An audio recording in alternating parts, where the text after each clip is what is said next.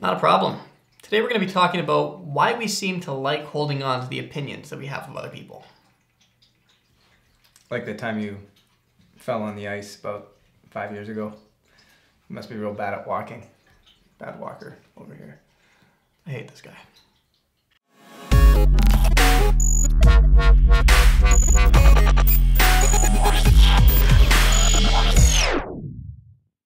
Yeah, well, you know what, Joe? Maybe if the city did their job and salted the sidewalks, it wouldn't be such a slipping hazard. Thing is, I was walking beside you, Yeah. and I saw the shine from the light. I knew there was ice there. I didn't fall. Yeah, well, you know what? You get bad gas when you eat chickpeas. But that's what chickpeas do that. No. They do that. No, not to me. Today, we are going to be talking about why we hold on so much to things that people do in the past, or things that we think defines them, that they did maybe 5 years ago, 2 years ago, maybe they did it for a period, maybe they did it one time. Maybe. Yet sometimes we hold on to them, we hold it against them forever, and we define them by it. Why do we do that? There's a number of reasons why we do that, and I think one of the big ones is the fact that for a lot of us, it actually justifies a way of being. You know, it's the whole thing that if we feel like we were wrong done, or if someone wrong did us in some way, them being that way and us forever attributing what they did to justify that gives us the opportunity to be a victim. You know, it gives us the opportunity to be sad for a really long time, or to forever be angry for a really long time, or to feel like we deserve this or deserve that, whatever the case may be.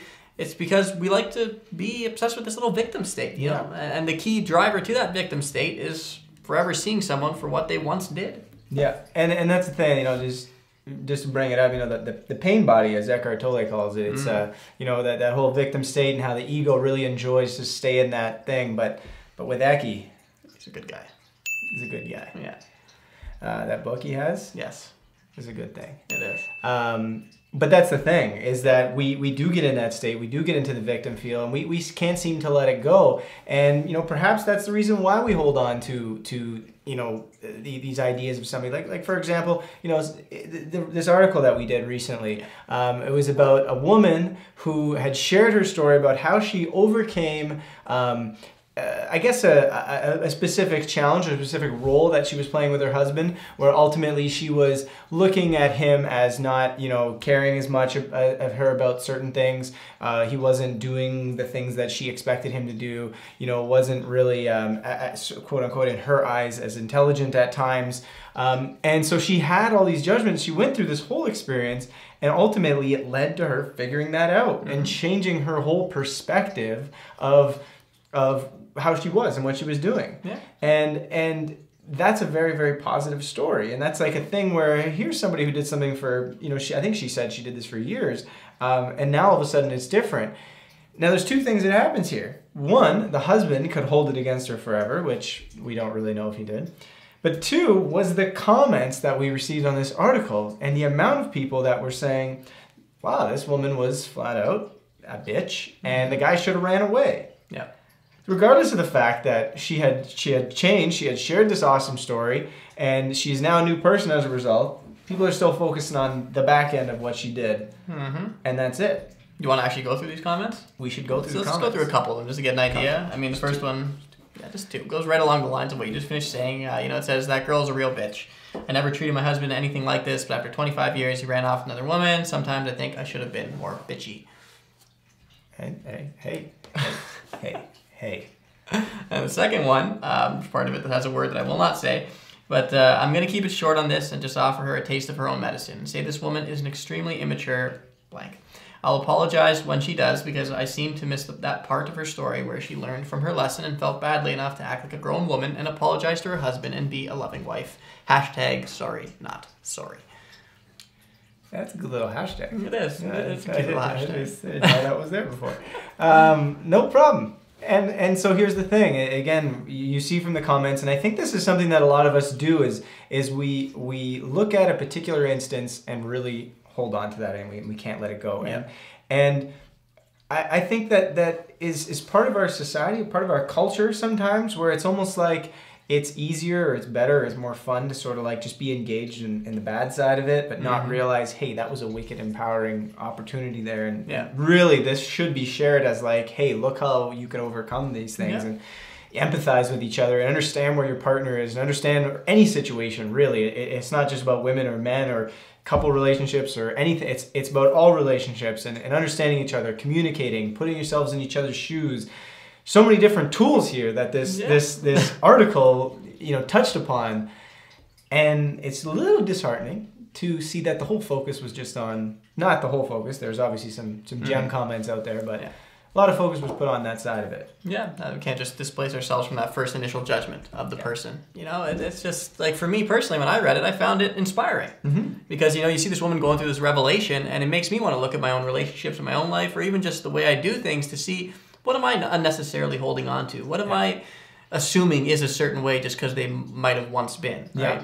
Whether it be just once or on multiple occasions. And I think a good example of the change that someone can go through, you know, is a famous guy who's really becoming pretty big these days, Matthew McConaughey.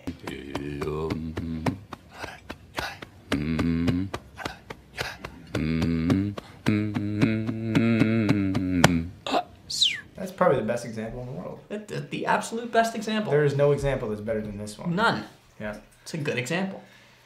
Basically, back in the day, I don't know if everybody remembers, but primarily, we'll say, because he didn't only do that, primarily, you know, Matthew McConaughey was a little bit like that heartthrob type actor. He did the you know, the lovey movies and this, that, whatever, which I personally don't have a problem with them. But, no, they're great. You know, he was that type of actor, and a lot of people just saw him as, oh yeah, you know, Matthew McConaughey, you know, he's just a shiny body with abs. That's all. And yeah, you look at him now and what he's done, what he's created, and it's pretty Oscar worthy. He's a wicked actor. Yep. And again, it's not to downplay this whole topic with an example that's so somewhat comical and yet simple, but it's sort of, it gets the point across. Yeah. That we can sometimes hold people in a light, define them, and state, you know, this is who they are, yet realistically in every moment. This is where we come back to Eki. We bring it back to the moment. Yep.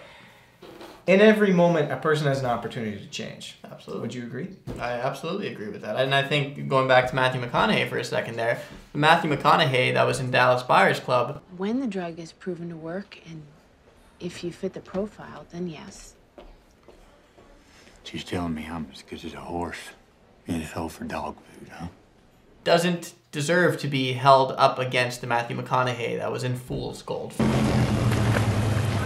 It's a completely different Matthew McConaughey. It's still the same person embodying that, but he shouldn't be held accountable for that. That's all he can ever be. He's completely made that transition. He's done what Eki tells him to do within that book. Yeah. And now on our side, as people viewing, or as any person in a relationship, when you view someone else, or when you have a friend, or whatever it might be, our job is then to bring it back to that moment, look at who they are now, and not hold all the stuff from the past against them. Yeah. But sometimes this can be slightly tricky, right? Yes. Sometimes this can almost be like, well, what about when they did actions that were really bad, or that sort of thing? How do we address that? Well, I think that it's important to talk about the fact that this isn't something, we're not saying this, and we're not using this kind of like quote-unquote wisdom to say that it can be used as a justification method. You know, that because of this now we're looking at the whole forgive and forget type thing, and we need to be more careless and stuff like that. You're just kind of using this to remind yourself that you do have a choice. If you have someone who once did something that you feel, you know, your mind might want to say, you know, they are such and such, or they're this, they're like that, they're like that. It's okay. Okay, so they were once that, you can put that aside, but in this moment, you can still make a choice as to whether or not you want to surround yourself with that person. You can still, in a calm state, look at seeing who they are now instead of who they were in the past, and see whether or not it's someone that jives with who you are. Right? So it's not looking to be the justification for anybody to get away with anything, or for people to keep themselves in perhaps troubling situations. It's just to kind of free themselves of a lot of the unnecessary weight we seem to take on. You know, the unnecessary classifications we seem to put upon people that they probably, in some cases at least, don't deserve to be held accountable to, you know? Yeah, ultimately it comes down to, you know, it's not about justifying reckless behavior, but ultimately always giving people that chance, always allowing them to change, because even some of the darkest people, if you want to call it that, can change. I've seen some unbelievable transformations just in my own life with people that at some point in their life had really intense experiences on one side, and now they're totally different. And I think it's important that we as people really recognize that although our minds wants to create permanence in this world and say this is permanent, this is how this is whatever, the reality is that the world is very impermanent. We are evolving beings that are changing at all times. And we can't try and marry that permanent mental state with the impermanence of the world. It's just not going to work. We need to shift the consciousness on that. We do. It's what this episode's about. Yeah, and that, like, I am a perfectly capable walker, Joe. You know, I'm not someone that just because I slipped once on the ice that is incapable of walking. And that's the thing is, you know, chickpeas, sometimes they cause God, but maybe not all the time. What if you soak them? What if you know, I mean, you never know. Yeah. You never know. I'm going to give you the benefit of the doubt to see whether or not you're going to create smells that night. It's possible. That's it. It's possible. Yeah. But this is it. That's a 5th episode, Joe. 5 done. Number 5 of the biggest series ever released. Yeah, on YouTube. Self-acclaimed, but still. Yeah. Nothing wrong with that. But you know where to find us. Every Tuesday. Every Tuesday. Yeah. And guaranteed that next Tuesday, we will still be holding on to whatever you did 10 years ago that we still don't think you should have ever done. And you're probably going to do that all the time. We're just going to judge you all the time. Yeah. And it's justified because we are these guys. These guys. Yeah. Yeah. Not a problem. Okay. I'm drinking my elixir here first.